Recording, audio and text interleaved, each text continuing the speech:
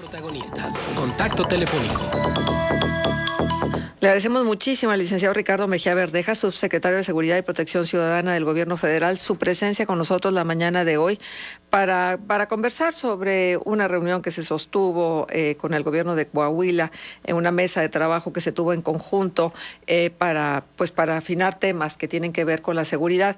Pero hace un momento, Ricardo, y déjame adelantarme, compartíamos con el auditorio esta petición de separarte, del permiso para separarte unos días de tu cargo para promover la participación ciudadana para la revocación de mandato aquí en el estado de Coahuila. Nos da mucho gusto entonces tener la oportunidad de escuchar este tema, pero también el tema de seguridad, que sin duda alguna es importante. Te saludamos con mucho gusto, Manuel Cerrato, Arturo González y una servidora, Marcela Pámanes. Gracias, Arturo, Manuel, Marcela, un gusto saludarlos y al auditorio de la Comarca Lagunera. Comentar que el jueves de la semana pasada, antes de separarme del cargo temporalmente, como tú lo has referido, tuvimos una reunión de trabajo con el gobernador Riquelme, el fiscal Márquez, la secretaria de Seguridad del Estado, el secretario de Gobierno, donde me hice acompañar de funcionarios del Gobierno Federal, del Instituto Nacional de Migración, de la Guardia Nacional, del Sistema Penitenciario, de Plataforma México, y abordamos diferentes temas que tienen que ver con Coahuila. Uno de ellos fue empezar el proceso de comodato para que el referendo número 10 había venido operando en Monclova pueda ser utilizado por el Estado para despresurizar al sistema penitenciario, que hoy pasa por una sobrepoblación en los centros de la presión social del Estado. Ese sería un primer punto. Ya se estableció un grupo de trabajo que le va a dar seguimiento a este tema. Otro aspecto fue reforzar la presencia del Instituto Nacional de Migración y de la Guardia en estos puntos, toda vez que en los últimos días ha habido un problema de tráfico ilegal de personas migrantes que no tienen su legal estancia en el país, y ha habido algunos eventos trágicos como en Monclova, y ahí, bueno, pues ya se duplicó el estado de fuerza del INAMI, y además pues se va a estar atacando esta actividad criminal, sobre todo porque son mafias que ganan miles de millones de pesos con esta actividad. Entonces, ese es otro punto.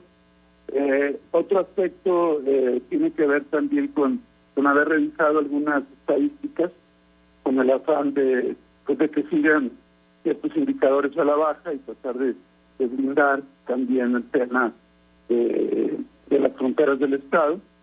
Se refirió al tema de la deportación de Juan Gerardo Trevino, alias El Huevo, que se le deportó del país, que como tú sabes, es el líder del Cártel del Noreste, que son los que han tratado de ingresar a Coahuila por Villa Unión, por Hidalgo y por otros puntos de la entidad. También ese tema se tocó, y en fin, fue una agenda amplia de coordinación y colaboración, y ya el día viernes, como tú lo comentas, pedimos un permiso de unos días sin goce de sueldo para dedicarnos a estas tareas durante unos días, que por lo demás yo no he tenido un solo minuto de descanso en estos años, y pedí este tiempo para, como ciudadano y como coahuilense, impulsar este ejercicio democrático.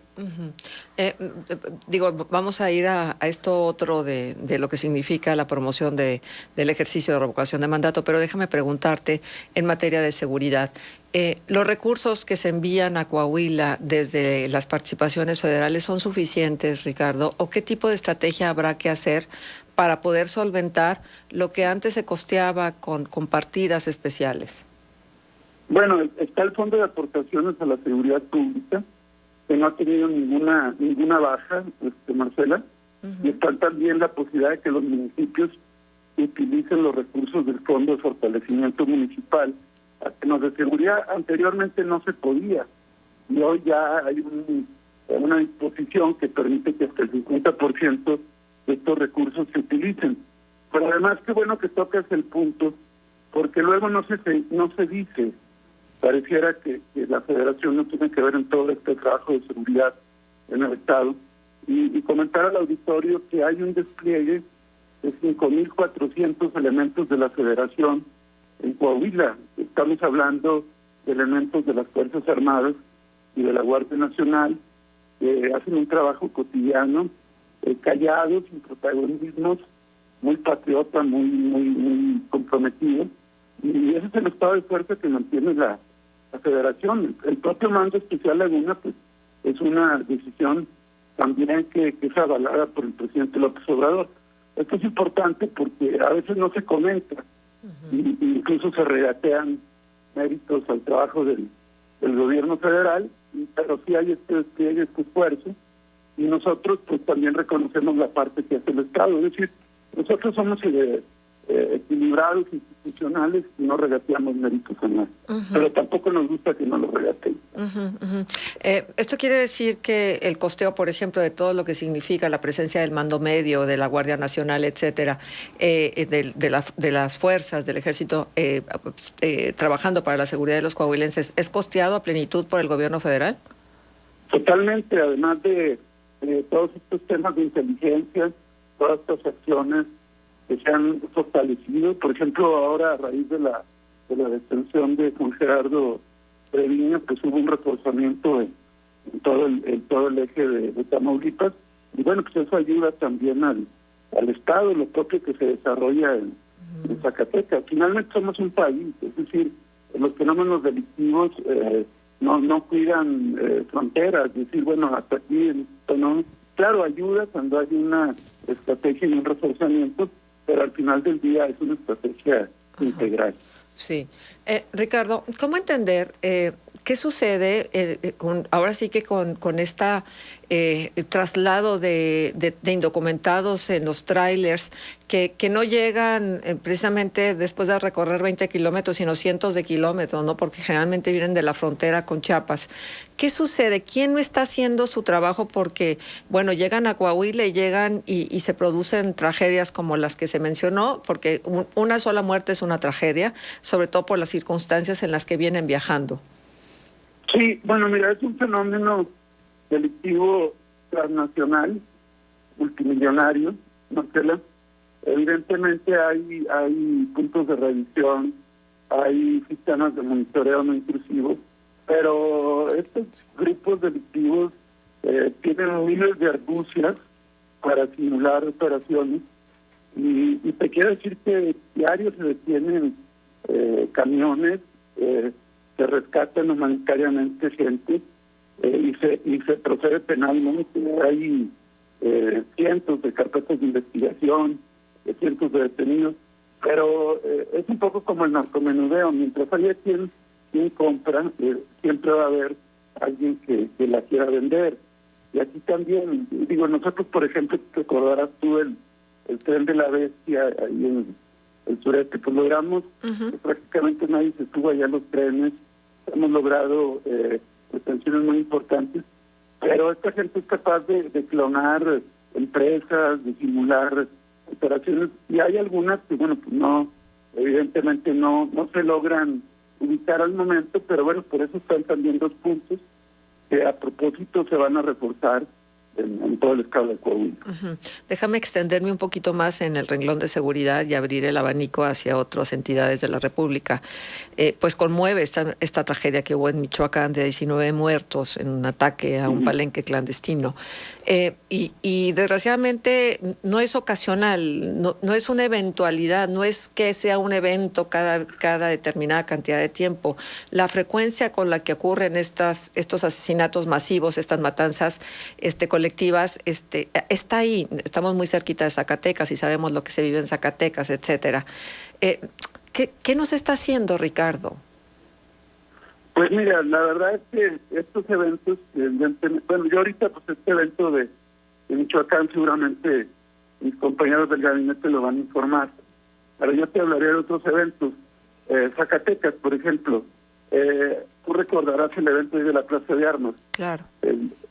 Todos están detenidos, todos los sujetos que participaron, y así te puedo decir, pues tú has visto que yo lo voy a comentar en la conferencia mañanera, con el tema de cero impunidad. O sea, prácticamente estas masacres no han quedado impunes, pero este tipo de organizaciones criminales no tienen límite y operan con la clandestinidad y con un gran sigilo, y nosotros lo estamos atacando. Por ejemplo, ese día de lo del huevo, que es parte de un grupo criminal que ha matado mucha gente, bueno, pues ya se extendió igual el caso del Jalisco, los de Sinaloa, los diferentes grupos, pero desafortunadamente la capacidad de reclutamiento que estos grupos tienen sigue presente, aunque con algunas políticas sociales lo hemos logrado abatir, pero son tendencias delictivas que implican un trabajo arduo y que estamos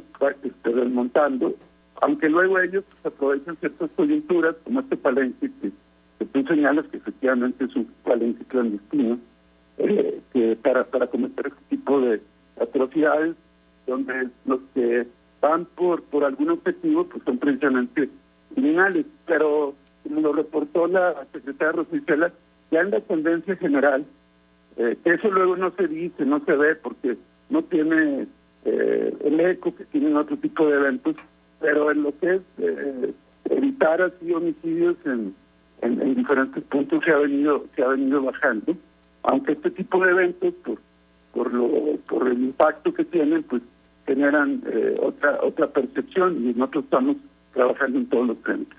Uh-huh. Ricardo, buenos días. Saluda a Manuel Cerrato, con el gusto de conversar contigo. La semana pasada que se desarrolló aquí en Torreón la Asamblea Nacional de los Consejos Ciudadanos de Seguridad Pública, el fiscal Gerardo Márquez hablaba de la prevalencia del delito de narcomenudeo. Ya en el pasado se había dicho que sí, habían crecido las denuncias por narcomenudeo, y se hablaba de que no es que pasara más, sino de que se denunciaba más ese delito. Bueno, el fiscal la semana pasada señaló que Coahuila ocupa el primer lugar nacional en carpetas de investigación por narcomenudeo y que no están metiendo las detenciones debajo del tapete, ¿no? Sino que las están contextualizando de quiénes son, por qué y demás. ¿Es así? ¿Coahuila está en el primer sitio de denuncias por narcomenudeo? ¿Y por qué? ¿A qué se debe? ¿Y cuál es la percepción que se tiene desde el gobierno federal de lo que pasa en Coahuila? Bueno, ahí lo que dice el fiscal, yo te puedo decir que coincido en términos de que se están judicializando carpetas que tienen que ver con el delito de narcomenudeo. Uh-huh. Es decir, es un evento que finalmente pasa, desafortunadamente, sobre todo el cristal, que es ahorita el azote para la juventud. Y en ese sentido, el que se proceda penalmente, pues habla bien. Es como la extorsión, también la extorsión participa en el narcomenudeo. Sube las denuncias de extorsión. Bueno, quiere decir también que la gente está actuando, es decir, finalmente la gente está teniendo la confianza de acudir al Ministerio Público e interponer una denuncia, lo cual es importante porque el delito de extorsión es el que tiene la mayor cifra negra, es decir, es el delito que menos se denuncia. Uh-huh. Y en el caso del narcomenudeo podemos decir también que cuando hay una mayor actuación del Ministerio Público y de las fuerzas de seguridad y ponen a disposición a personas por este delito, pues quiere decir que se está atendiendo el tema. Es diferente, por ejemplo, que el homicidio, que el secuestro, ¿verdad? Que tiene, al contrario, ahí no, son delitos, sobre todo el homicidio, que no tiene cifra negra prácticamente, y entonces si mayores carpetas quiere decir que hay un incremento de este ilícito, ¿no? Entonces yo en términos generales consideraría, y sí hay una judicialización muy importante de Coahuila sobre este delito. Uh-huh. En ese sentido, el actuar de la Guardia Nacional es algo que se ha valorado también aquí en Coahuila. También en la laguna de Durango, ¿no? Se reportaba por parte de la Mesa de Seguridad en la laguna de Durango que el Ejército y la Guardia Nacional pues han tenido una preponderancia, digo, muy notoria en la reducción de ilícitos. Más allá de que luego hay delitos del orden patrimonial que repuntan, más allá de que luego hay deficiencias también en cuanto a la operatividad de las policías preventivas, según se ha apuntado mucho. En el caso de la Guardia Nacional, ¿cuál es, digamos, el el plan que se tiene con esta corporación. Se había dicho que tendría hacia el final del sexenio un mando totalmente civil, sigue estando al frente de la misma el general Rodríguez Bucio, es decir, ¿se quedará todavía el resto del sexenio con mando militar? Bueno, mira, ahí comentar que efectivamente la Guardia tiene un despliegue de 115,000 elementos en el país, va para rumbo a tener 300 cuarteles, y la proyección es que para fin de esta administración haya 500 cuarteles en el país. Como bien lo apuntas, ha ayudado a la eliminación de todos los delitos, los robos, el tema de ciertos, del propio robo de carreteras, el robo a transeúnte, el robo a casa de habitación. Este es un indicador que está basado en las propias carpetas de las fiscalías del país, y también te puedo decir que de algún modo la presencia de la Guardia también ha ayudado en la disminución de los homicidios, con las observaciones que ya hacía yo hace un rato de que hay eventos como el de ayer que marcan un impacto, pero digamos que la acumulación día con día, estado por estado, tiene una reducción en lo que va de este año de más del 15%. Eso es importante, y sin duda ahí ayuda mucho la presencia de la Guardia Nacional. Ahora, ¿qué se busca? Se busca este esfuerzo, institucionalizarlo y que trascienda este sexenio, y por eso una de las propuestas que se ha hecho es que pueda pasar a la Secretaría de la Defensa Nacional, precisamente para consolidar todo su mística, su doctrina, su disciplina, y evidentemente como un brazo de mayor proximidad social, pero sí sujeto a una disciplina importante. Ricardo Mejía Verdeja, te saluda Arturo González, buenos días. Buenos días, Arturo. ¿Cuál es el factor diferencial si el apoyo del gobierno federal es en todo el país, que haya un estado más tranquilo que otro? ¿Qué es lo que está causando esa diferencia? ¿Y hasta cuánto puede aguantar un estado que se ve rodeado de otras entidades en donde hay una descomposición clara de la inseguridad, de la seguridad? Bueno, Arturo, eso que comentas es muy importante. Son 6 estados los que concentran la mitad de los homicidios. Es Michoacán, es Guanajuato, es el Estado de México, es Baja California, es Chihuahua y es Jalisco. Esos son los 6 estados con el mayor número de homicidios. Ellos solo, esos 6, concentran el 50% de los homicidios. Ahora bien, ¿qué pasa? Bueno, tiene que ver mucho con situaciones de rutas, tiene que ver con puertos, tiene que ver con cierto nivel de desarrollo, implica también una concentración de actividades delictivas. Pero mira, por ejemplo, el propio Guanajuato, que ha sido el que tiene más homicidios, en el 2021 con relación al 20 tuvo menos de 1,000 homicidios, tuvo 1,000 homicidios menos. Todos los estados, salvo Michoacán, de los 6 que mencioné, y el Estado de México han crecido en sus homicidios, pero todos los demás han ido a la baja. Incluso Zacatecas y Sonora, que tenían también un repunte, ya a partir de un reforzamiento que ha habido, también han bajado. Pero digamos que estos grupos se mueven, ¿no? En el mismo Michoacán, mira, por ejemplo, se recuperó toda la Tierra Caliente, Aguililla, Cualcomán, pero estos grupos subieron ahora por el lado de Zitácuaro, Ciudad Hidalgo, y ayer también el Gran Tetubo, es en esa región, ya más en la frontera con el Estado de México. Es decir, estos mismos grupos van dejando territorios y disputan nuestros terrenos, pero estamos dando la batalla con inteligencia y evidentemente a veces en su desesperación, porque no es gente que tenga ese tipo de valores y escrúpulos, pues cometen este tipo de eventos tan graves, ¿no? Ujú. Ricardo, déjame pasarme porque ya el tiempo nos gana y no quiero dejar de preguntarte, déjame pasarme al tema de la consulta, ¿sí? Hay quienes han venido definiendo sus posturas. El diario Reforma hacía un ejercicio donde sus columnistas contestaban si participar o no participar, y entonces pues las opiniones están muy divididas, ¿no?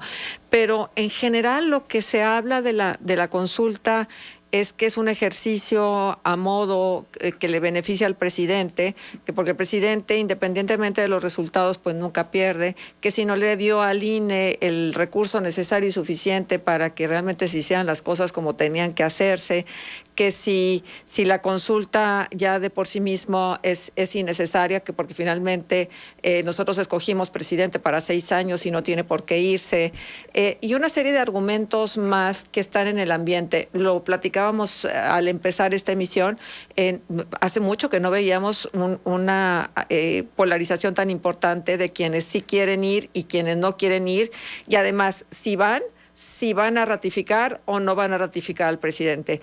¿Qué nos tendrías que decir al respecto? Bueno, mira, primero es inaugurar un ejercicio democrático que está en la Constitución. Como tú dices, bueno, pues el presidente López Obrador tiene una aceptación entre el 65 y el 75%, dependiendo de diferentes encuestas, desde las que le dan menos y las que le dan más.